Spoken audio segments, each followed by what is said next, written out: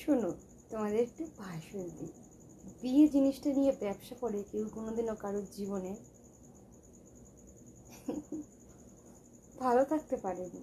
প্রথমত কথা, 10টা বিয়ে করব, 10 জায়গায় 10টা বাচ্চা করব, 10 জনের, ওইটা করে জীবনে কোনোদিনও কোনো ছেলে বলো মেয়ে বলো পৃথিবীতে কেউ ভালো থাকতে পারেনি। ভালো থাকা যায়ও না। এখানে একটা ভালোবাসা, ওখানে একটা ভালোবাসা, সেখানে একটা ভালোবাসা, মানুষ ঢুকিয়ে ব্যবসা করে, গোষ্ঠীখানে বিয়ে করে, এইসব করে যারা করে না, খুব ভুল করে। এগুলো করে জীবনে কোনো ভালো থাকা যায় না।